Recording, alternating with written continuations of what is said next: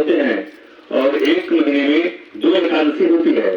सो एक वर्ष में 24 एकादशी हो जाती है।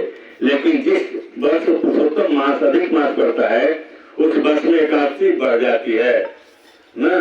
जिसमें पहला है उत्पन्ना एकादशी, मुक्ता एकादशी और सप्ताह एकादशी, पुत्रदा एकादशी, कटिला एकादशी, दया एकादशी, विजय एकादशी, अमृति एकादशी और पापमती एकादशी, कामदा एकादशी, दूसरी एकादशी, मोहनी एकादशी, अपरा एकादशी, निर्जला एकादशी, जोगनी एकादशी, देवसेनी एकादशी, कामदा एकादशी, पुत्रदा एकादशी, जया एकादशी, प्रवर्तनी एकादशी, इंद्रावासी, पापोदा एकादशी, रमा एकादशी और देवसेनी एकादशी।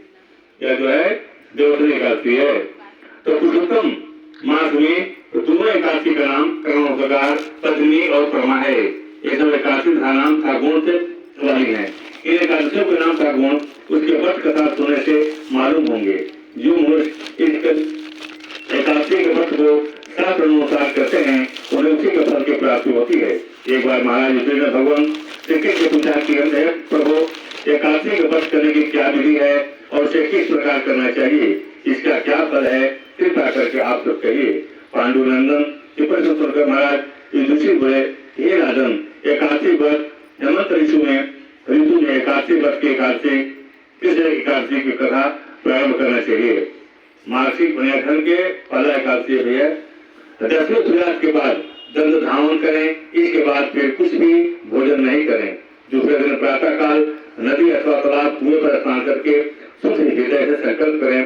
सर्वप्रथम मित्र का स्नान करें, यानी सबसे पहले साबुन लगा कर स्नान करना चाहिए, मिट्टी लगा कर स्नान करना चाहिए। ठीक है, मिट्टी का स्नान करे अर्थात मिट्टी का चंदन इस प्रकार लगाने अक्रांते सत्काले विश्व काले सुंदरे बढ़े नाम कृष्णम भावनाम। मृतका के पाप को यमुना पूर्वक होने पर पाप से परमागतिम अर्थात स्नान कर प्रति परम संकल्प करे, यानी एकादशी के दिन सुबह करके दंत धावन करके और स्नान करके और मन में सोच ले कि आज के दिन जो है हम न जल पिएंगे और न अन्न खाएंगे।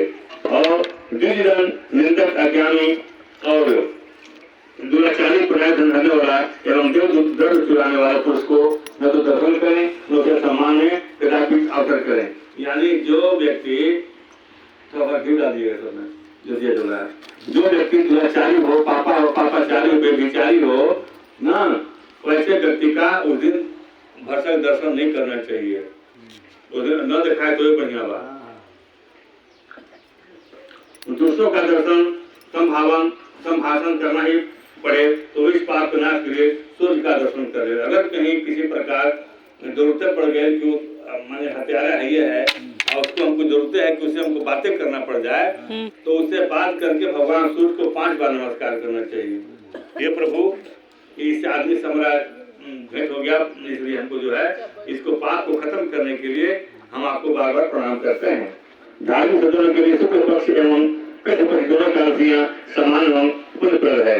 अस्तु जो भक्तजन नियमानुसार दोनों एकादशी का व्रत करते हैं उनको जो पुण्य फल प्राप्त होता है, शुद्ध तीर्थ में स्नान कर भगवान का दर्शन करने का जो फल प्राप्त होता है वह 16वें अंश के समान भी ऐसा नहीं होता। व्याप्तिपात युग में संक्रांति में सूर्य एवं चंद्रग्रहण के समय कुरुक्षेत्र में स्नान करने का जो फल प्राप्त होता है वह एकादशी व्रत करने वालों को अनायास से प्राप्त हो जाता है। अथवा अश्वमेध यज्ञ करने का जो फल 100 गुना अधिक फल प्राप्त होता है। यानी जिसको अरबों रुपया नहीं है वह अश्वमेध यज्ञ नहीं कर सकता है, लेकिन एकादशी का व्रत जो दोनों जो है एकादशी कर ले, यानी मार्ग अघन के दोनों जो अंधरा और अंधरा के दोनों एकादशी है उसको जो कर ले उसको अश्वमेध यज्ञ करने का फल मिल जाता है।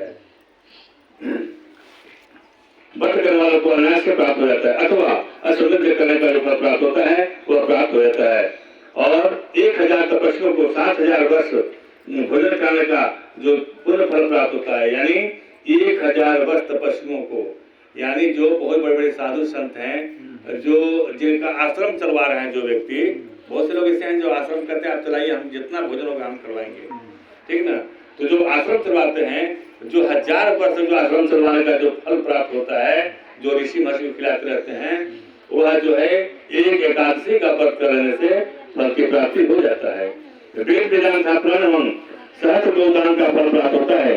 10 ब्राह्मण के भोजन करने का पूर्व जो फल प्राप्त होता है वह फल मिल जाता है।